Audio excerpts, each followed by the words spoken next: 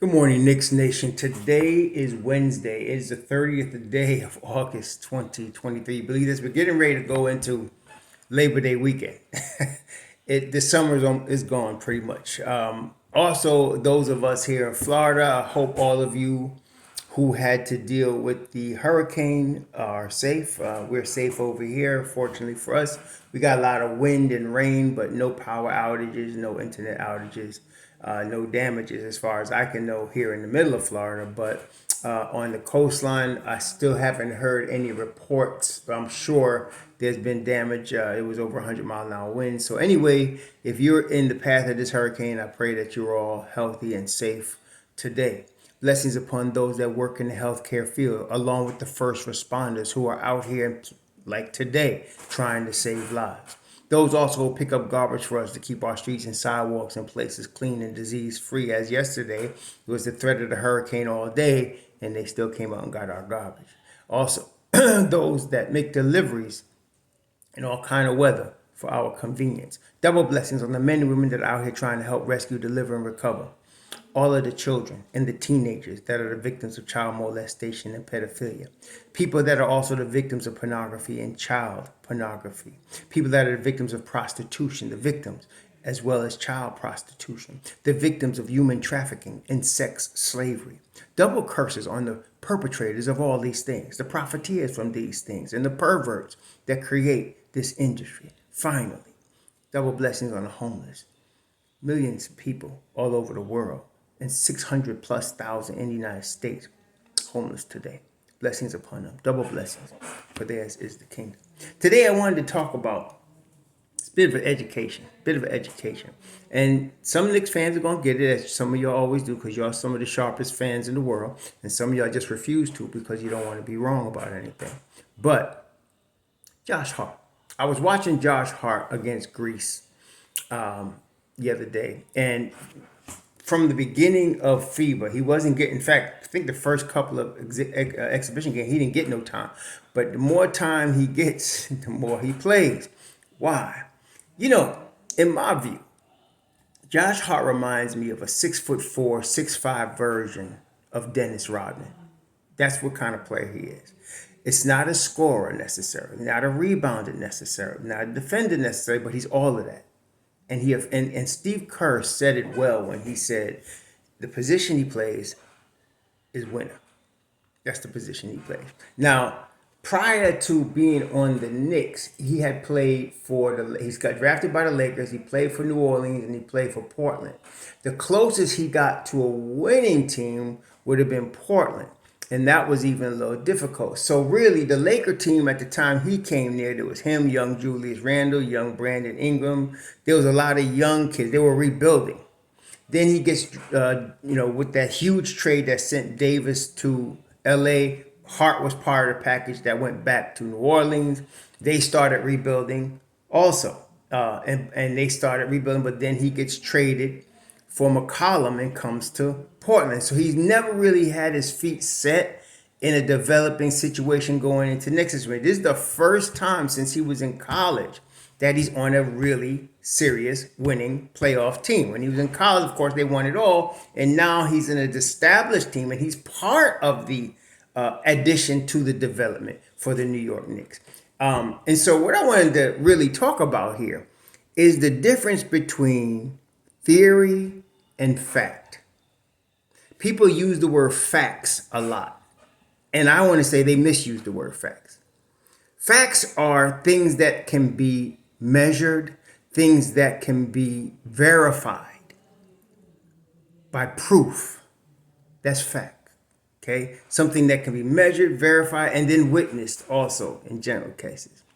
So when the trade happened that sent Obi Toppin to Indiana, most of us, including myself, were sad about that because of the fact that Obi's a New York guy. He was drafted 8th overall by the Knicks. I was hoping that they would trade Julius Randle at that time and give that spot to him and let him just develop over time from that spot. Of course, as we know now, that did not happen. And for Obi's good, really, for Obi's sake, The Don traded him to Indiana. It wasn't about the package they were going to get. Some people still don't get that, but it wasn't about the package they were going to get for him. It was about what's best for him, what he wanted, and then what they can extract in exchange for what Obi wanted. And so somebody said, well, they only got 2 second-round picks or whatever they got. It's irrelevant. They were trying to help Obi. Okay? So that moved Obi on. Now, you needed a backup 4. And at the time, we were telling you, some of us, that you had Josh Hart and RJ Barrett. And we had people immediately, still do. They can't play that position in the NBA. And hence, we're talking about facts versus theories. A lot of people want to be analysts, make-believe analysts. And they do it wrong when you don't know the difference between a fact and a theory. So with regard to Josh Hart, we're not talking about theorizing whether he can play the 4 spot. He has played the 4 spot, both in New Orleans and in Portland and in New York. He has played the 4 spot, and he has done it successfully. Okay? He had some of his best games in the 25 games of the regular season left in New York, playing at the 4. Okay? So, he's that type of impact player without having a play run for him. That's why I mentioned Dennis Rodman. That type of hustle, that type of grit, that type of toughness, it's just like Steve Kerr said. He's not, you don't play him, but you say power forward, but it's just a position. He's positionless. He's really one of those guys that's positionless on the floor. Okay, you can put him at the 4 and he can guard 4s. We're not talking about theory. He has done it. So when I see him on USA Basketball doing all the same things that he does for the New York Knicks, I'm very confident. I'm excited even about the prospect because, again, with RJ, the reason Tibbs said last year, probably it was December or January, I'm not mistaken, I'm very comfortable with RJ at the 4. Why would he say that? Because he's already played him there. He's already there were times when we thought Obi should have got minutes and RJ was at the backup 4 before they had Josh Hart. So it wasn't like Tibbs was going blind and saying, I'm just going to try this and see if experiment works. It's already worked. Okay? And so now that RJ has filled in more to his man body. RJ was a boy when he come to New York at age 19. Okay? He was a boy. And he's growing and developing into his man body. It's pretty obvious to me. He can play the 4. Okay? He can play the 4. He been bully balling grown men since he come in the league at 19. Yes, RJ has a lot of faults, but strength ain't one of them. So with that combination of RJ and then Josh Hart, and the thing about both of those guys is they really can play multiple positions. They can't do it, like RJ can play the 2. He can. He's not going to do it at a high level, and he's not going to do it well defensively. But he can be plugged in at the 2 if you need to, and he will overwhelm people with his strength at the 2 spot. Hart can play the 2, the 3, or the 4. And technically, RJ can definitely play the 3 and the 4. And I'm just questioning the 2 because of how much bigger he is. He's never been the lateral movement guy. And again, we're not talking about theory. We're talking about what we have seen from RJ. So I'm very excited about how they got this team set up. And a lot of people were looking at, DiVincenzo taking Obi's minutes. He is. But not at the 4. DiVincenzo's playing those 15 minutes, and he may play more depending on how he plays, but not at the 4. He's going to play on the wing, but it's the same amount of minutes.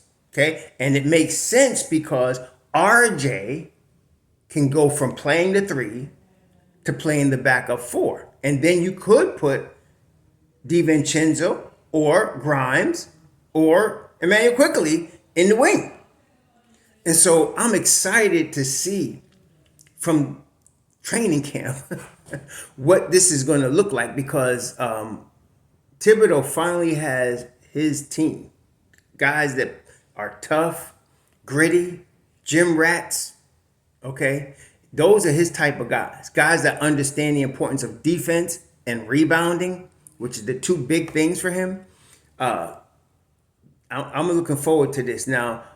In the starting five, again, we're dealing with Julius Randle, and Julius obviously has all NBA talent. Again, that's not theory. He has been all NBA twice. So he has all NBA talent. He's a top 15 player in the NBA based on being all NBA. Okay? So if we could get this cat to play some defense, the Knicks are going to be in really good shape. But the thing is, today we're talking about Josh Hart. And like I said, it's not theory. This guy is going to be extremely important. And what I like about Josh Hart also is my coach used to always tell me, don't do things you know you can't do.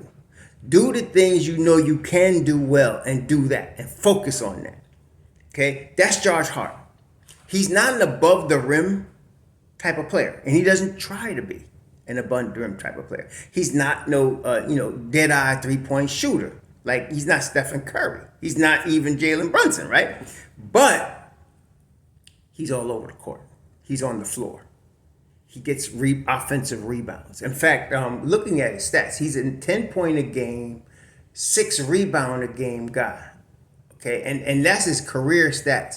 This past season, he was 7 rebounds a game, 5 on the offensive end, 2 on the offensive end, 5 on the defensive end. He gets 4 assists a game.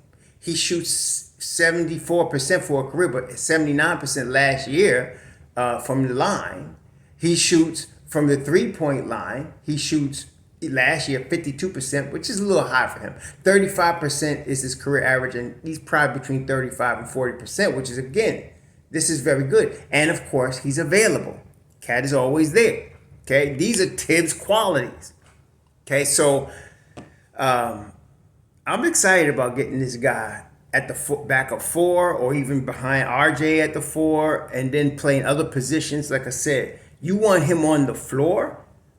He could be a backup 4, but don't think of him strictly as backup 4. He's backup. He's coming off the bench. Might be at the 4. He might be at the 3. He might be at the 2. But he's out there. Okay, and the way Josh Hart plays, he fits in a team concept. Okay, really good at that. It doesn't matter what position he's in. And he's going to guard who you put. You want him to guard a 2. You want him to guard a 3. You want him to guard a 4. He could do that. Now, most of you are going to focus on, like a laser, that he got done up by Jimmy Butler in the playoffs. You're talking about Jimmy Butler. Okay? So, yeah, not everybody could guard Jimmy Butler. Okay? He had problems with Jimmy Butler. But that's why you got Q-Dog, who really can guard Jimmy Butler. And this is not theory. He did it. If y'all recall, he stole the ball from homie on one leg. So we're in good shape there. It's now August 30th. We got about a month, maybe 33 days until we start this training camp. And then preseason, like I said, I'm psyched. I'm going to be in Brooklyn in December at Barclays Center with my cousin as the Knicks play the Nets. I'm excited, man. But Josh Hart, stop the theories. He can play backup 4, backup 3, backup 2. He could do that, okay? Stop the theories. He is successful at it. He knows what he's doing. Stop the theories. He's going to help the Knicks win. Y'all enjoy your Wednesday. Shalom.